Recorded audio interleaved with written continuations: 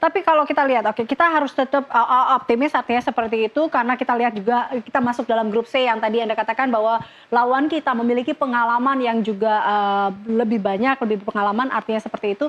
Tapi sejauh ini Anda melihat permainan dari timnas senior kita atau perkembangan seperti apa yang Anda lihat dari pemain timnas kita, melihat bahwa Sintayong pun mengalami, ada yang mengatakan bahwa timnas senior kita mengalami perubahan dan kemajuan di bawah asuhan Sintayong ini.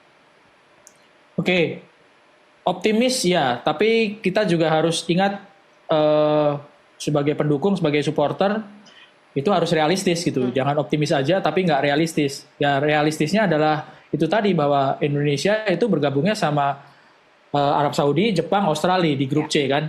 Masih ada Cina sama Bahrain gitu. Nah kita harus realistis gitu. Ambil posisi 1, 2, 3 apakah mungkin gitu. Orang Arab Saudi, Jepang atau Australia aja belum tentu bisa dalam 3 besar karena yang diambil untuk lolos ke babak final Piala Dunia putaran final kan hanya 2 tim. Jadi antara Australia, Jepang sama Arab Saudi yang merupakan tim menurut saya paling kuat di grup ini salah satunya pasti akan ada peringkat ketiga atau keempat gitu. Jadi harus realistis. Sekarang kembali ke pertanyaan apakah permainan Indonesia membaik setelah Coach Sintayong menangani tim tuh? Iya, jelas. Jauh membaik dengan ditangani oleh Coach Sintayong, dengan pemain-pemain diaspora, dengan pemain-pemain lokal yang pilihan Coach Sintayong jauh membaik di putaran kedua.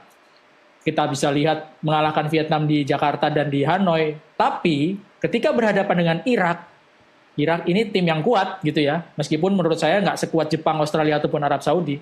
Indonesia kalah di Jakarta dan di kandang Irak. Jadi gambarannya bahwa oke membaik untuk level lawan Vietnam. Tapi ketika berhadapan dengan Irak yang merupakan tim level menengah di Asia, belum papan atas kalau menurut saya ya. Kalau papan atas tuh Iran, Arab, Jepang, Korea itu yang papan atasnya. Irak ini level keduanya lah.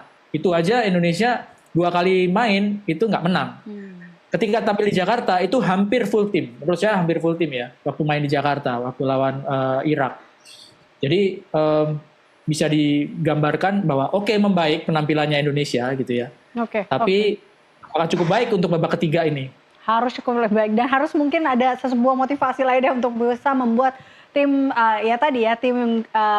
timnas senior kita ini bisa melewati atau paling tidak bagaimana kemudian menguasai lapangan melawan masuk dalam grup C ini.